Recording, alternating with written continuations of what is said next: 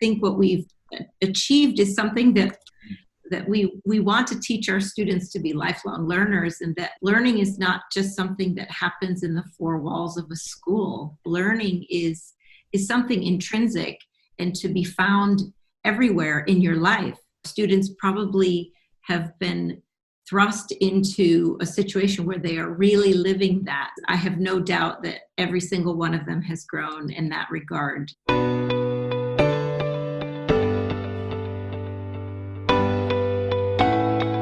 Well, everybody, it's terrific to have you all gathered in this Zoom meeting this afternoon and to have an opportunity to talk a bit about what matters most to the CIS community.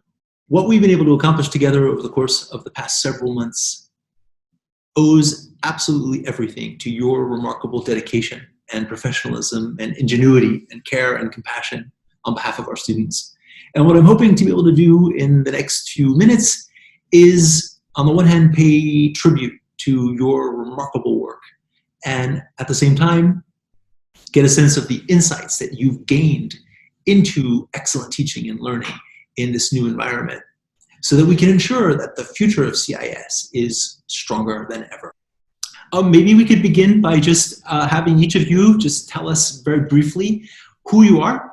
I am Janice Dwyer, and I am the year level learning leader for reception, and also I am the Treehouse classroom teacher, one of them.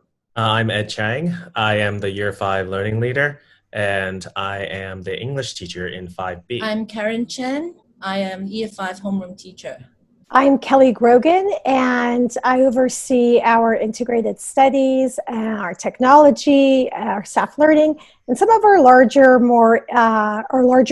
programs that run across the school, the STEAM camp, the entrepreneurship camp. And I'm Ann Gardon, head of the primary.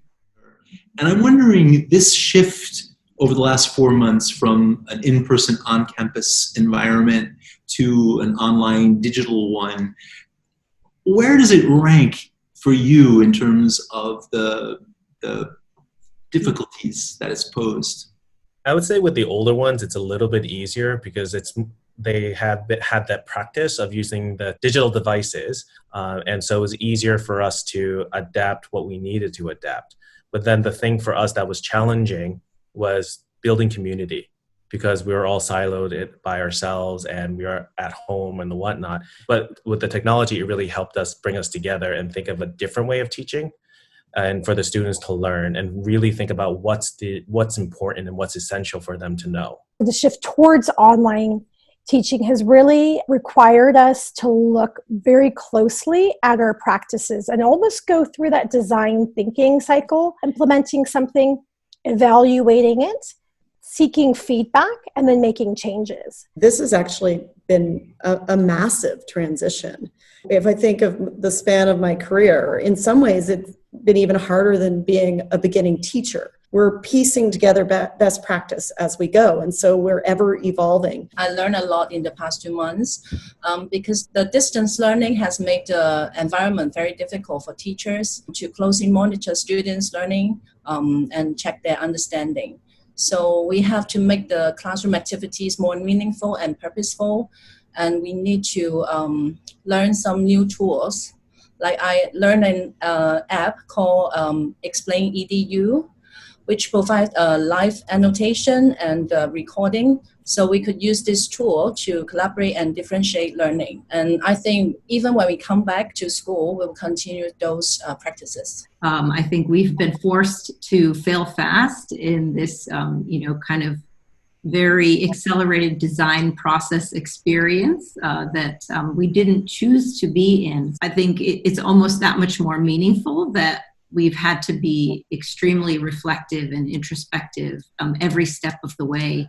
Definitely the biggest growth period of my entire career, for sure.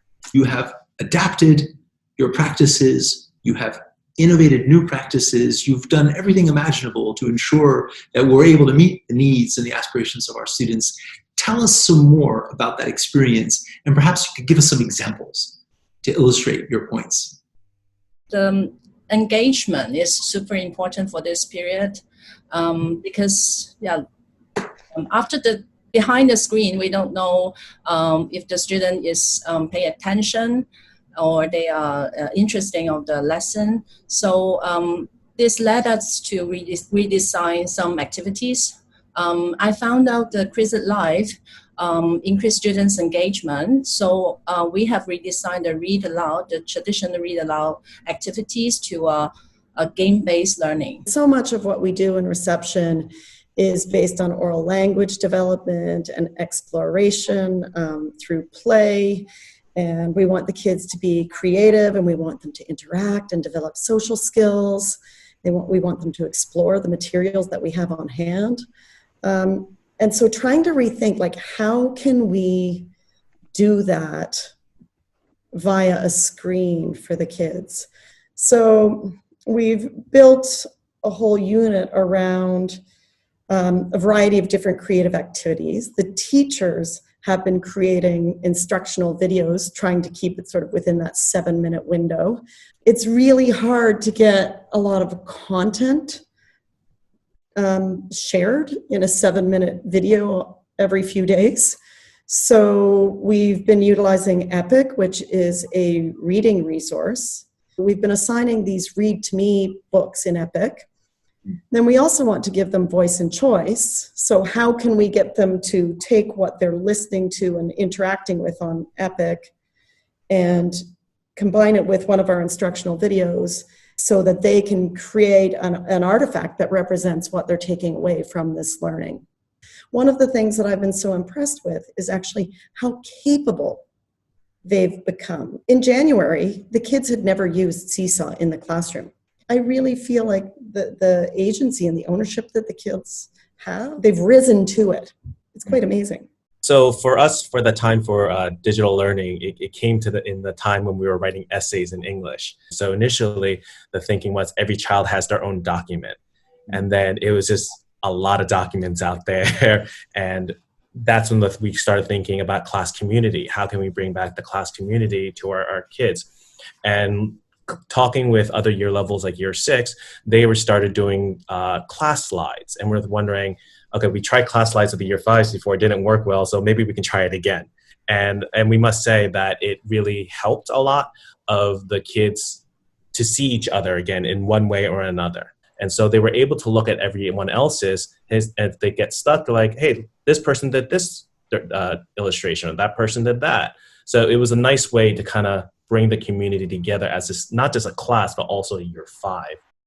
What about this idea that, we're in a place now where we can invent from scratch? We literally are thinking of new things, practices, processes that weren't imaginable, perhaps, earlier in the former world. I go back to the work of David Perkins, in which he asks the question, what learning really matters? And I think this experience really has us honing in on that question. And it's a question that we have to have as teams every time we're developing learning experiences. It's up to us to really think about what's essential for our kids and what's meaningful for our kids. What can we take from this experience? What can we take from the past, from before? And how can we blend the two? I feel like our collaboration as educators has evolved. And I think this is probably the best collective professional development that I have ever had. In this situation, we need everybody's strengths, and we need them in a different way, and everybody's bringing something to the table. This is very important for us to show our students the importance of being a lifelong learner. And as a teacher, we demonstrate our ability to adapt the changes very quickly and be flexible and creative. Like we have redesigned so many homeworks for them to make it fun. When you read anything about innovation, it always deals with some type of failure. And you're right, the kids have seen us fail. Let's figure this out together. And they're excited because they're part of that process. CIS has been exploring and pondering the ISTE standards. And those are empowered learner, digital citizen, knowledge constructor, innovative designer, computational thinker, creative communicator, and global collaborator.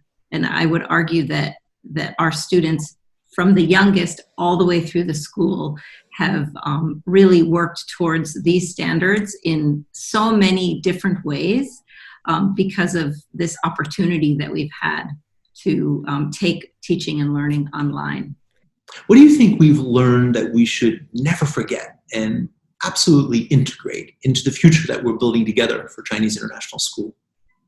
Keeping the notion of what makes learning fun and what makes learning meaningful, and not just thinking, let's just find whatever we can do, but really take the essence of what message we were trying to teach. For me, is how to keep building their problem-solving ability, and they can flexibly apply their knowledge from the text to their life, their real life. I say let's endeavor to prepare students to interact confidently and successfully. We are encouraging them and providing the learning environment that's going to help them be problem solvers. I think what stood out to me is the partnerships. None of us could have done this in isolation. The kids, the teachers, the families, like the partnerships that we've built in recent months have been terrific. And I mean, if we can do this, then as Kelly was just saying, the kids can do anything. They can solve all kinds of problems.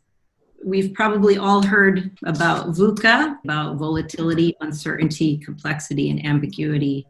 And that is the world that we live in, and that's the world that we must prepare our students for. So what I hope to never go back to after this is to just have the courage to hold on to those relationships, but go together and take risks to innovate. We were really mindful about screen time. I mean, some families in February were like, well, we don't use screens in our house.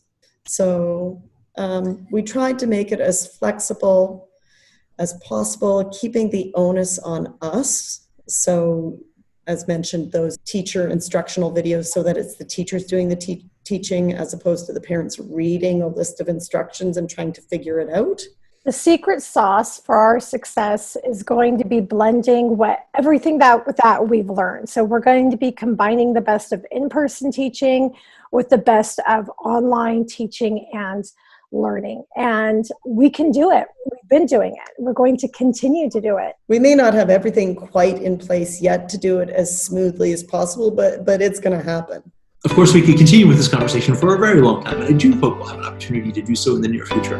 But for now, dear colleagues, please allow me to express again, on behalf of everyone at Chinese International School, just how profoundly grateful and admiring and respectful we are of the phenomenal gifts you have provided our students since the Chinese New Year, and indeed at all times in the life of CIS. Best wishes for this week that lies ahead, which will be one of a monumental return to campus for a number of members of our community.